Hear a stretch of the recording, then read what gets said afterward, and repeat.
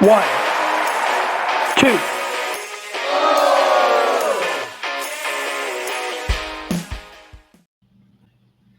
Hello, everyone, and welcome to another exciting episode of The Kickout, the final word in professional wrestling. I am your host, the Wizard CZ. Of course, we are powered by Lopez Pizza, built by Durham Remodeling, and colored by Ryan Allison Tattoo, and I'm not alone in this venture. Wouldn't be able to do this show without my tag team partner, one half of the For Frequency's Sake Podcast Network, tag team champions of the world, Never Wrong, Nick Bull. Mr. Never Wrong, how you feeling tonight? I feel good. Wrestling's been great lately.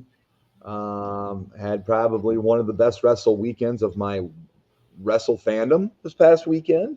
Yep. So just recovering from that these past couple days, getting back into the regular swing of things. Of course, I always ask you, what do you want to talk about? But I think I know what you want to talk about. But to check it off the list, CZ, what do you want to talk about? Well, absolutely. You know exactly what I want to talk about. But before we get there, let's handle a little bit of business first. Got to talk about this QR code right above my shoulder here. We are still trying to build a league in the For Fantasy's Sake Toys for Tots Bowl. It is for charity. So click the QR code, join the fantasy football game. You want to join the general league and put card subject to change sent you in the comments to play with me and Nick. But it is for a good cause. All the proceeds go to buying toys for kids for Toys for Tots this December. One other thing I want to mention, we just got off a fantastic interview with the Death Dealer this past Sunday. During that interview, he mentioned that he would love to have a match with The Fiend. Now, obviously, we know that can't happen because Wyndham Rotunda is no longer with us, unfortunately. However, I know a way we can at least simulate it happening. So our good friend over at the Confusion podcast, Rob Kammerer, he is currently sitting in his hot tub full of pizza rolls, watching this show, listening to this show, and wondering why I'm invoking his name. Like me, Rob is a fellow gamer, but he is more adept than I am in creating wrestlers in WWE 2K. So, Rob, your challenge is to investigate the Death Dealer and make that match happen for us. The Fiend versus the Death Dealer in WWE 2K. That is your challenge for the week. I hope he's up for it. But enough about that. Nick, I'm going to let you just kind of rise. I'll talk about my experience this weekend, but you were there longer. You had so many great memories.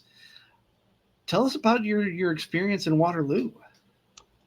Yes, this would have been my fourth year in a row going to the Dan Gable George Tragos Wrestling Hall of Fame induction weekend. There's legends in town, seminars, roundtables,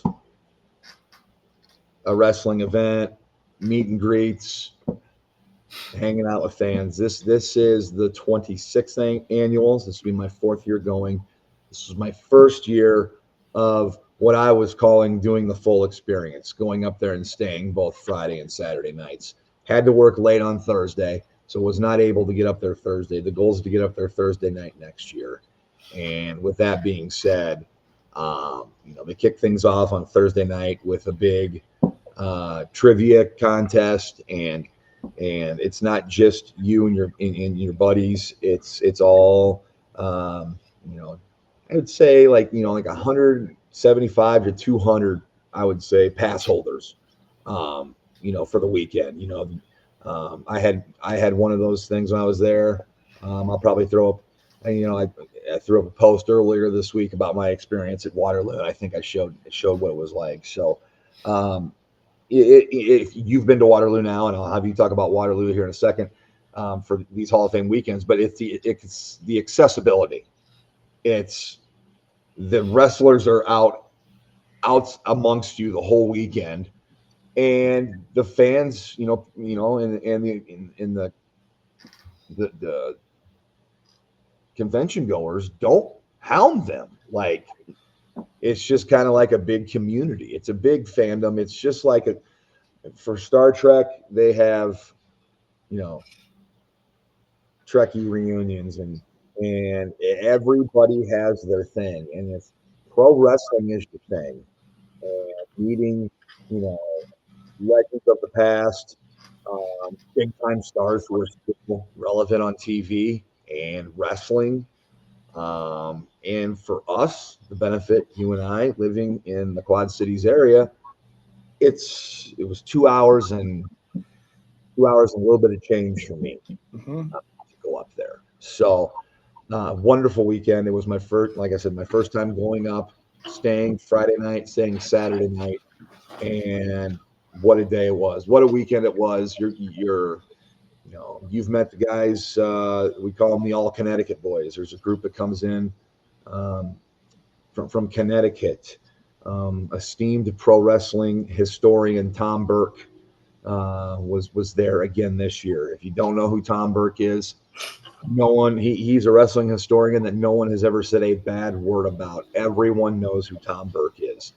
And to see a man in his early 80s hanging out with a bunch of guys in their 30s and 40s, at the hotel bar and adding to the conversation and hearing his stories that's worth its weight in gold right there. And on top of meeting, who was there this year. JBL was there. Of course, he and Jerry Briscoe have a podcast together. They did the podcast from there.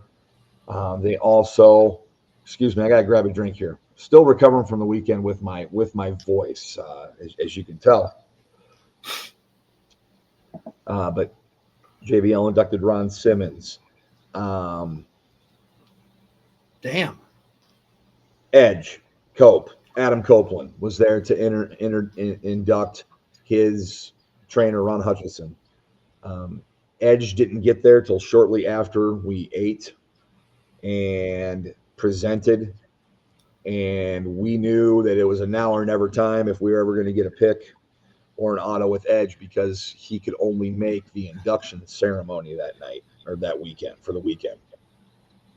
So with that being said, there's like a 5 to 10 minute window there where like the world went in slow motion, and it was hot in that room from everybody being in there from that banquet, and like a mob of people around Adam Copeland.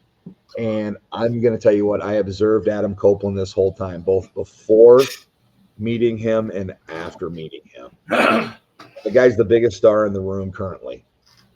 Room of 200 plus people. He took time for everyone. Like didn't big time anybody, was cool with everybody. And your time is brief with them and whatnot, but very gracious, very humble, and never gave me the vibe that he could give two craps less about the fan. So for anyone who wants to know about meeting Edge or Cope or Adam Copeland, I seen him signing stuff for Edge. I seen him signing stuff for Cope. I told him thanks for coming to our neck of the woods. I told him that I thought he changed the game with the Rated R Superstar, and thought it was awesome he was taking time out for us, So meeting Edge was unbelievable. I've met JBL before. Ron Simmons being there. Ron Simmons and I hit it off because we're both Florida State Seminole fans. I mean, he is a 4-time All-American in college football. That's not done anymore. He finished 9th in the Heisman voting playing a defensive position. It's very rare for that to happen. And Bobby Bowden, the famous Florida State coach, called him the greatest coach or player he ever coached. He also coached Deion Sanders. Of course, I'm stealing stuff from JBL's speech, but that's Ron Simmons. He is essentially the Jackie Robinson of pro wrestling, the first African-American world heavyweight champion, and humble and kind. His arms are huge, that real low voice, and he is all about the fan. He took plenty of time with everyone, was awesome. He's an awesome dude. Like, I was blown away by Ron Simmons. D'Lo Brown was there. D'Lo didn't induct anybody or wasn't going into the Hall of Fame. He was there in a training role Saturday during the day, we don't get to see this as festival goers or convention goers, but there's a training seminar where the local wrestlers, indie wrestlers, talent come in and get evaluated by, guys who have been there in the business. And D'Lo Brown was there. If I can pause you for a second, sure. You said he wasn't inducting anybody into the Hall of Fame, but I do have it on good authority that he was inducting people into the Nation of Domination. Yes. He would he would clear it with Ron ahead of time, and Ron says, "Sure." So if Ron Simmons says it's okay, then it's okay.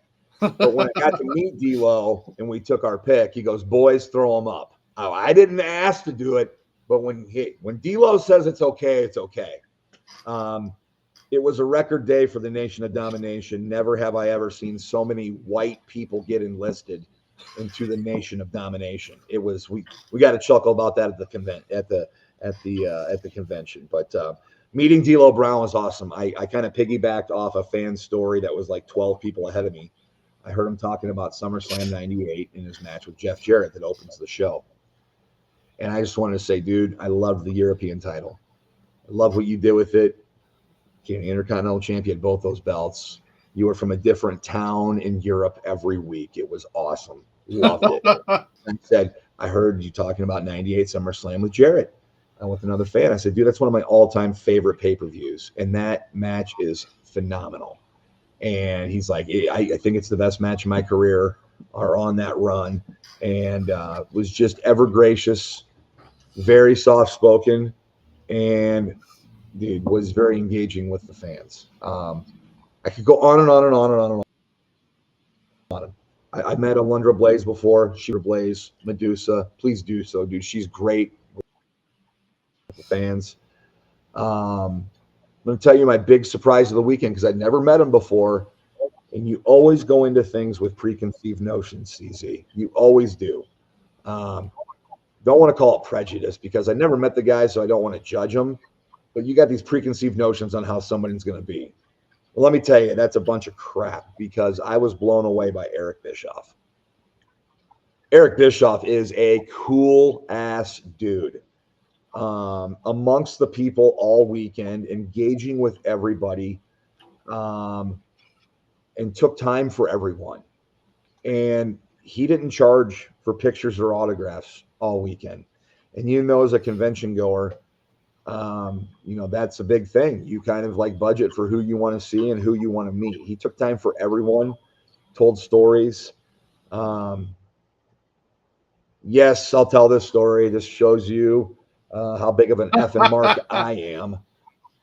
Right before we got to meet Bischoff, I was in line with Kyle, our friend Kyle from Minnesota, and then Tom, brother of Don, the Fabulous Feldman brothers. We were standing there getting ready to interact and talk with Bischoff. And he's like, fellas, I'll be right back. Thank you for your patience.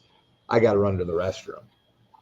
And I kind of said to Kyle and Tom, I said, this is a huge opportunity here to do this. And they're like, what are you talking about, dude? What are you talking about? I'm like, when he gets close enough, I'm going to belt out his WWE theme. I go, this is the chance. I go, will I look like a booger eater? Probably. Because you are. But hey, yes. Did I have a booger eater black t-shirt on? Yes. It was a Taker shirt. So, and got some compliments for it. That was very nice. But as soon as he got, within 15, 20 feet of us, he's like, all right, guys. And then I busted out the, I'm back, boom, and better than ever. And he just started laughing. I said, hey, I don't care. I had to. The moment presented itself. He goes, I get you, man. I get you. It's all about timing. So it was really cool. I asked him, I said, hey, and thanked him for everything and thanked him for being there and congratulated him. And I asked, what's the one show you want to be remembered for? Maybe not the greatest show, the one show you want to be remembered for. And he said, Sold Out. I was going to say that had to be it. It was. And he got to talking about, all these stars that come in limos and nice cars, right? In wrestling, we wanted something bigger that's sending a message. So they got garbage trucks and municipal trucks, and they shot that scene at midnight the night before, and it was cold. The streets were empty. He goes, but it was so weird out. It was cool. We were in the moment, and just talked about how much fun that pay-per-view was putting together. And yeah, Bischoff was great. So if anybody's out there that's never had a chance to meet Bischoff, and you get the chance to, please do so. He is very, very cool, and down to earth. Also met. I had met him before, but never got a pic taken with him. Had some great interactions with a performer on the WrestleMania 3 roster, one half of the Killer Bees, B. Brian Blair. He was very cool, very generous with his time, an all-around great guy. He was eating lunch the same time that you and I and Kyle were at the Chinese restaurant while you were in Waterloo. But the best part, it's awesome meeting all these guys. Don't get me wrong. And meeting Edge was a big one for me, probably a top 4 one for me. It's hanging out with the other wrestling fans from around the country. I think a picture was posted of myself and Reggie Harp, who is known at these fan conventions. Everybody knows who Reggie Harp is. He's from the Carolinas. He's Mr. 605. And he carries around the Mr. 605 television championship that was presented to him at a convention. So he's a cool dude. He's from the Carolinas. Of course, friends from Connecticut we made. Tom Burke, who lives up there in the Northeast, and just guys from all over. Joyce Poston, talked with her, the author of a book about her fan. Dude, she is the sweetest lady.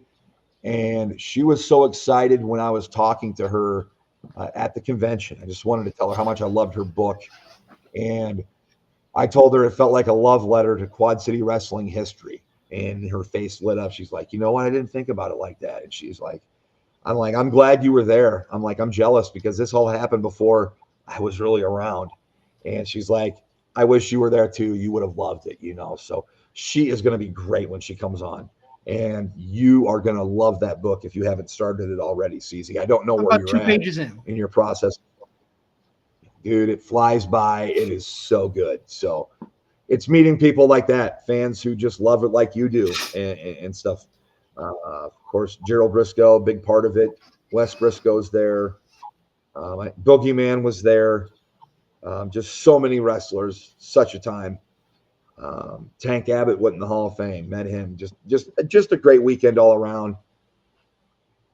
I want to hear about yours because we did have a brief time at the convention together. We did, and I'll get there. Yeah, it's your turn to talk because, dude, I've been talking for like 15 minutes. But that's okay. Good stories, great stories. I love it. It was a great weekend. That's why if I hated it, I wouldn't have talked that long about it. So I fully intend to go and have the full experience of Waterloo, hopefully next year, but in the near future for sure. My Friday night, I got invited to Cedar Rapids with our good friend Zach Takis, co-host of the Wrestling with Fitness podcast, which we'll have our next episode next Wednesday, a week from tonight, as we air this. Austin Bayless, another friend of the podcast, promoter of Central Empire Wrestling, was stepping back into the ring for the first time in 3 years. So Zach said, hey, you want to come hang out and watch Austin wrestle? The main event of the show is Damian Saint versus Rory Fox. I'm like, yeah, that all sounds great. So I went, and what Nick's not telling you, and I meant to put some pictures in here, but Nick actually snuck out to Cedar Rapids and was wrestling as well. Not really. We joke about we joke every once in a while about how Nick and the Devil Dog are very, very similar in build. Well, I found their trios partner. I'll be honest, I don't remember the wrestler's name, but listen. How do you know it wasn't me? That's fair. It could have been you. I'll post. Well, maybe we'll post some pictures on socials. CZ, how far apart are Waterloo and Cedar Rapids? I want to say about 45 minutes at the most. What time was that match? Would have been about 8:39 when you were in the ring. We first saw you right around 7 with your new leather jacket and your beard and your hair. But no, that was fun. I was given Zach looked at me at first and said, why is Nick here? And I look over at where he was pointing, and we both had a good laugh. So we sent Nick a pic, and I just was giving him shit all night. That was a lot of fun. I also got to see someone who we thought was No Way Jose taking pictures around the ring. It could have been him, big afro, big beard. I look at Zach and like, why is No Way Jose taking pictures? There were a couple of, we'll say hardcore. They weren't full-on death matches. There were no light tubes, but there was definitely some things wrapped in barbed wire and a plastic bat with nails sticking out of it. So it was death match adjacent, if not an actual death. There were a couple of those.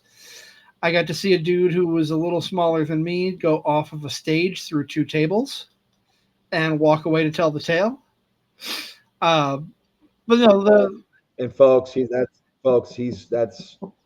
he's accusing me of being wrestling on the side. That's why his back and legs hurt from. We haven't He went off a table, folks. He's not telling you that. He went through 2 tables. He went off the ropes into 2 tables. But no, the going to the show and being with Zach, there were a couple of other people that I am acquainted with, other than Austin Bayless. Mason Grayskull was there, hung out with us. He wasn't wrestling, but he hung out with us for the majority of the show, and that was fun. And then I drove back to the Quad Cities. For those following my fitness journey, I got about 6,100 steps in that day, which my average is usually between 2,000 and 3,000 right now. I know it's pathetic, but I'm getting there. So I was a little tired. I was a little sore going into Saturday. I got some yoga in Saturday morning, did some weight work, and then right around 11:30 or about 10:30 or so, I left the house, got gas, did a couple things in town, and then I was on the road to Waterloo. Two highlights of my experience in Waterloo. I'll say this first. I was very disappointed and bummed out that Medusa and Eric Bischoff were not at the meet and greet before the wrestling show. They were the 2 people that were top of my list that I wanted to see and get a picture with, particularly Eric Bischoff, but I still got to have a really cool experience with Eric Bischoff going to his seminar talking about Bash at the Beach 96. I was very happy that I was able to get to that and be a part of that, even though I didn't get a chance to actually meet Eric. Truth be told, I probably could have pulled him aside at one point, and I'm sure he would have been more than happy to take a picture with me and talk for a minute, but I was a bit of a chicken. His star power was a little higher than I wanted to bug him sitting at a bar. We'll put it that way. But the seeing his seminar, that was a big highlight. The other highlight, one of the reasons why I love doing this podcast, one of the reasons I got into it was because I listened to a gentleman by the name of Conrad Thompson. Now, if you're a wrestling fan and you don't know who Conrad is, you've probably been living under a rock for the last handful of years. I'm just throwing that out there. I was privileged enough to meet Conrad 2 years ago, my first time in Waterloo. Got a picture with him. He gave some great advice about us doing the show, and I walked up to him. He was sitting with one of his friends and Eric Bischoff at the bar. This is the other reason why I didn't approach Eric, because, again, fame level, and I focused more on Conrad. Walked up to him. I said, hey, I'm sorry to bother you and interrupt you. We met a couple years ago here, and I wanted to say thank you for the advice you gave me for the podcast. and I wanted to see if I can get an updated picture with you. And that's my profile picture right now on Facebook. So he was very Go check it out. It was very cool. Conrad's a very good dude, very down to earth. So it was nice to see him again. And you mentioned Joyce Paulston. I got to meet her, got to talk with her for a few minutes. Very nice. I'm excited to have her on the show, and I'm excited to read her book. That's going to be excellent. Like you said, though, it's the camaraderie, the other wrestling fans that really make it. So not just fans, but people who, we've become close with a lot of workers, whether they're wrestlers, whether they're doing ring announcing, promoting, what have you. So I got to talk with a couple of people that we've had on the show, a couple of people who we've had on Wrestling with Fitness. I talked to Bryce Jordan, who's the most recent guest last month on Wrestling with Fitness. It's cool. He was excited to say hi and hear what I've been doing fitness wise. But got to talk with Big Ace over from the 2 Count podcast, also the ring announcer for Absolute Pro Wrestling. Ran into Big Ace this he weekend. Introduced me to. You know what else happened this weekend? Your co-host on the Wrestling with Fitness got a new. Oh, that's right. Is this when we debut it, or I haven't told him him yet? I have not had the chance. It was in the back of my mind. My buddy Kyle, and your buddy Kyle too, we hung out this weekend, and it just rolls right off the tongue. Zach Takis is now the Undertakis. I love it. I hope he likes it, and it's not a knock, dude. I love Taker, and I love Zach Takis, but man, he's got to be the under. He's got to be the under. I agree. But no, it was fantastic. I had a lot of fun, and I hope usually these episodes that kick out, we go 10, 15 minutes. Nick and I have been rambling for almost 30. If that shows you anything, it shows you our love for everything professional wrestling and all the friends and fans we've met, all the friends and people we've met during the business of this podcast in professional wrestling, etc. That being said, before we close things out, do want to mention 2 things. First of all, Nick, a week from tomorrow, as this airs, it's our 3rd birthday. Well, not officially. The official birthday is August 1st, but we're celebrating a day early.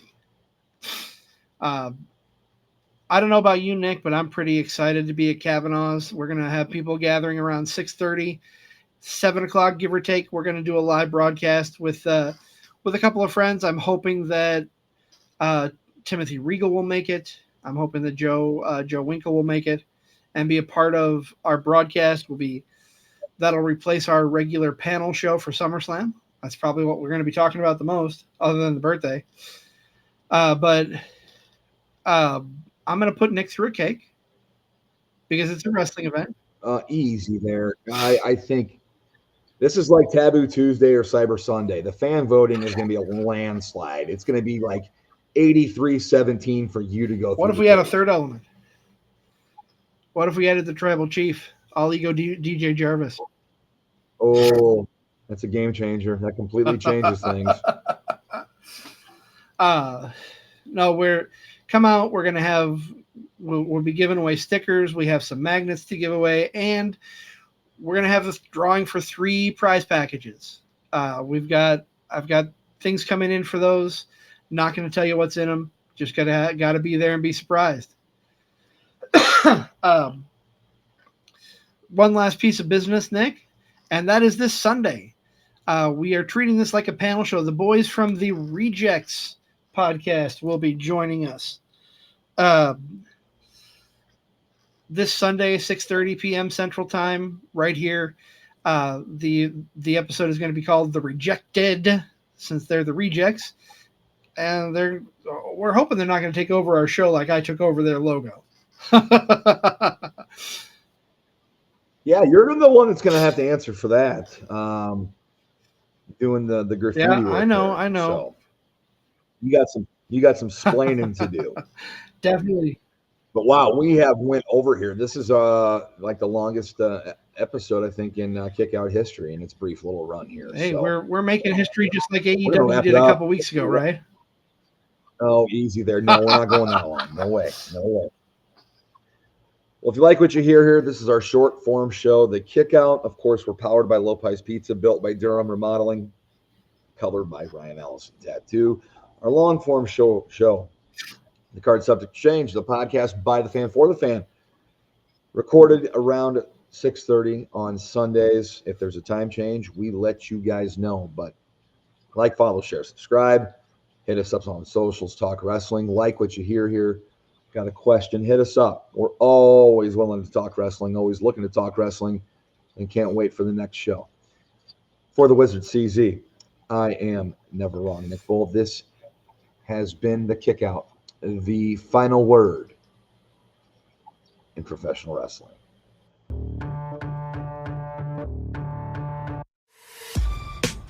This has been a For Frequency's Sake Podcast Network production. For more great content, subscribe to For Frequency's Sake on YouTube, Facebook, and Twitter.